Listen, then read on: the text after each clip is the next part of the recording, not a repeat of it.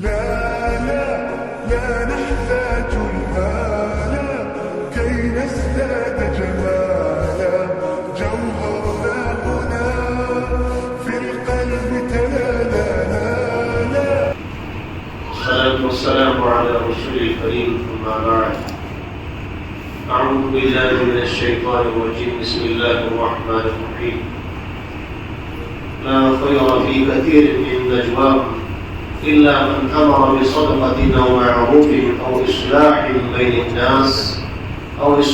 بين الناس ومن يفعل ذلك ابتغاء مرضات الله فسوف نؤتيه أجرا عظيما. رب اشرح لي صدري ويسر لي أمري واحلل عقدة من لساني يفقهوا قولي. حضرات و خواتین، تراویح کی نماز میں سورۃ النساء کی تلاوت کی گئی. سورۃ النساء کی چند آیتوں کا آپ کے سامنے میں خلاصہ کروں گا. جس آیت کو میں نے تلاوت کیا ہے سورۃ النساء کی آیت نمبر 114 ہے، 114.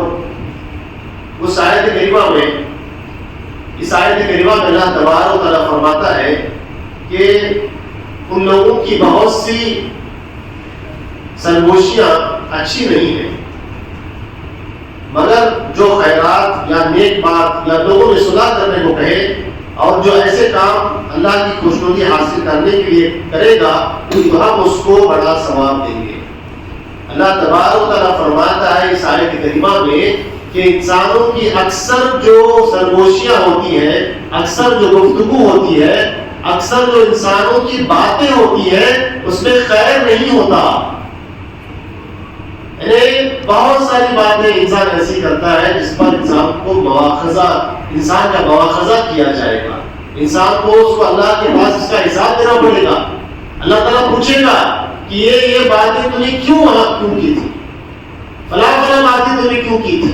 تو ایسی اکثر باتیں، بہت ساری باتیں ایسی ہوتی ہیں جس میں کوئی بھی خیر نہیں ہوتا، سوائے اللہ تعالیٰ نے فرمایا کہ سوائے چند ایسے اعمال ہیں، چند ایسی باتیں ہیں جو خیر والی باتیں ہوتی ہیں. کون سی باتیں؟ کہ انسان جو ہے صدقہ کرنے کا کسی کو حکم دے، خیرات کرنے کا کسی کو حکم دے، اور یا نیک بات یا لوگوں میں صلح کرنے کو کہے. سب سے پہلے صدقے کا ذکر آیا. صدقے سے یہاں مراد جو ہے تفسیر ابن کثیر میں، تفسیر سعدی میں آیا ہے کہ صدقے سے مراد ہر وہ بات بھی ہے جو انسان اچھی کہتا ہے، وہ بات بھی صدقے میں شمار ہوتی ہے، یا پھر ذکر و اذکار بھی ہے، جیسے سبحان اللہ، الحمدللہ، اللہ اکبر، یہ بھی ایک طرح کا صدقہ ہے. اس کے بعد جو ہے ایسی باتیں جو لوگوں میں صلح کرانے والی باتیں ہیں.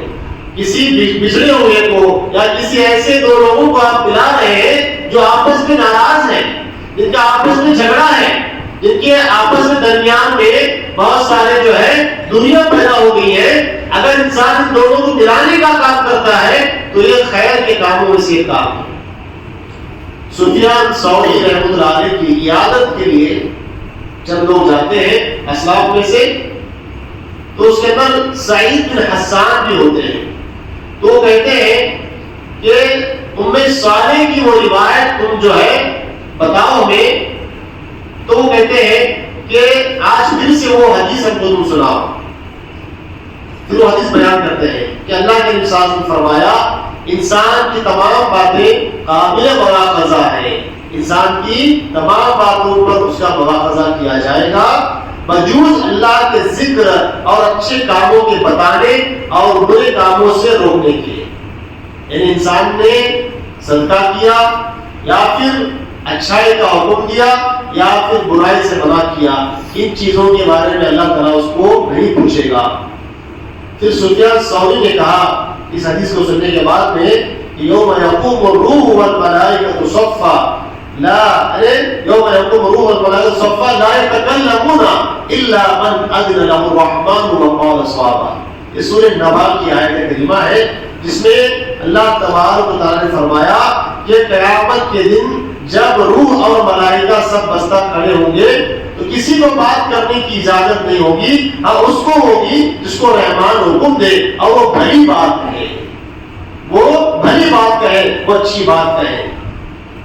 پھر سورہ عصر میں کس کا مضمون آیا ہے کہ وہ لوگ جو ایمان لائے ایک دوسرے کو حق کی تاکید کی, صبر کی تاکید کی, ان لوگوں کے علاوہ تمام لوگ جو ہے وہ خسارے میں ہیں. تو معروف سے مراد یہاں پر معروف میں دونوں چیزیں آ جاتی ہیں, یعنی اچھائی کا حکم دے دینا اور برائی سے روکنا. یہ بہت بڑا کام ہے. بلکہ یہاں تک بتایا گیا ہے کہ آپس میں ایک صحابی ام کلثوم بنت عقبہ فرماتی ہے صحابیہ کہ ادھر ادھر کی باتیں کہنے کی 3 صورتوں میں اجازت دی گئی ہے. یعنی ایسی باتیں, یعنی جس کو کہا جاتا ہے کہ ایک طرح سے جھوٹ کہا جاتا ہے, تو 3 موقعوں پر اس کی اجازت دی گئی ہے. وہ 3 موقع کون سے ہیں؟ میاں بیوی کے اندر صلح کرانا. میاں بیوی اگر جھگڑا کر رہے ہیں, میاں بیوی میں اگر انہیں دوریاں پیدا ہو گئی ہے, ایک دوسرے کے اندر جو ہے وہ جھگڑے کی کیفیت ہے, یا پھر ایک دوسرے سے قطع تعلق ہونے کا لیا ہے, یا پھر ایک دوسرے کے لیے نفرت ان کے دلوں میں بھر گئی ہے, تو ایسے موقع پر جھوٹ بولا جا سکتا ہے. جھوٹ بول کر ان کو ملایا جا سکتا ہے, ان کا ملاپ کیا جا سکتا ہے. اور جو ہے جہاد کے موقع پر بھی جو ہے اس کی اجازت دی گئی ہے. اور جو ہے فساد کو ختم کرنے کے لیے اور آپس میں اصلاح کرنے کے لیے 2 گروہ ہیں جو آپس میں لڑ پڑیں گے, 2 گروہ ہیں جو آپس میں دشمنی ان کے اندر واقع ہو گئی ہے. ایسے موقع پر اگر انسان کوئی ایسی بات کہہ دے جس کی وجہ سے ان کے اندر اصلاح ہو جائے, ان کی دوستی کس سے قائم ہو جائے, تو ایسے وقت میں بھی اجازت دی گئی ہے. حضرت ابو ایوب سے فرمایا اللہ کے نبی صلی اللہ علیہ وسلم نے ایک دفعہ کہ میں تمہیں ایک وصیت کرتا ہوں. وہ وصیت یہ ہے کہ 2 جھگڑنے والوں کو, جو لوگ جھگڑ رہے ہیں, ایسے لوگوں کی تم مصالحت کرا دو, ایسے لوگوں کو تم جو ہے ملا دو, ان کا جھگڑا ختم کر دو.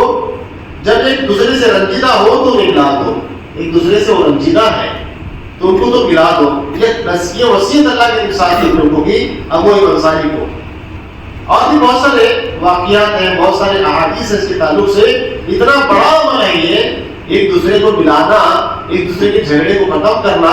بلکہ حدیث میں آیا نماز, روزہ, ان تمام اعمالوں سے بھی یہ بڑھ کر ہے کسی کے اندر جھگڑے کو ختم کرنا, کسی کے اندر دشمنی کو ختم کرنا, کسی بچھڑے ہوئے لوگوں کو جو ایک دوسرے سے دشمنی کی وجہ سے دور ہو چکے ہیں ان کی صلح کرنا. یہ بہت بڑے کاموں میں سے ہے. تو یہ خیر والے کاموں میں سے اللہ تعالیٰ نے فرمایا, اللہ کے رسول نے حدیث میں ذکر فرمایا کہ خیر کے کام وہ ہے جو صلح کرانے والے کام ہو, یا پھر صدقہ ہو, یا پھر جو ہے اچھائی کا حکم دینا ہو, یا جو ہے برائی سے روکنا ہو. اس کے بعد میں نے ایک اور آیت کا انتخاب کیا ہے, سورہ نساء کی آیت نمبر 116 ہے. اس میں اللہ تبارک و تعالیٰ نے فرمایا ان اللہ لا یغفر ان یشرک به ویغفر ما دون ذلک لمن یشاء ومن یشرک باللہ فقد ضل ضلالا بعیدا. اللہ تعالیٰ نے فرمایا کہ بے شک اللہ تبارک و تعالیٰ نہیں بخشے گا کہ کسی کو اس کا شریک بنایا جائے, اور اس کے سوا جس کو چاہے گا بخش دے گا, اور جس نے اللہ کے ساتھ شریک بنایا وہ راستے سے دور جا پڑا, وہ بہت دور کی گمراہی میں جا پڑا. تو شرک کے تعلق سے یہ آیت کریمہ ہے کہ اللہ تبارک و تعالیٰ ایک ایسا گناہ ہے یہ شرک جسے اللہ تعالیٰ معاف نہیں کرے گا.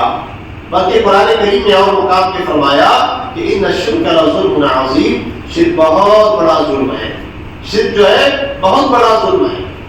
اللہ تعالیٰ نے فرمایا کہ جو لوگ ایمان لائے اور جو ہے اپنے ایمان کو شرک سے نہیں ملایا تو یہی لوگ امن والے ہیں, یہی لوگ امن والے ہیں, ان کو امن ملے گا, یہی لوگ نجات پائیں گے.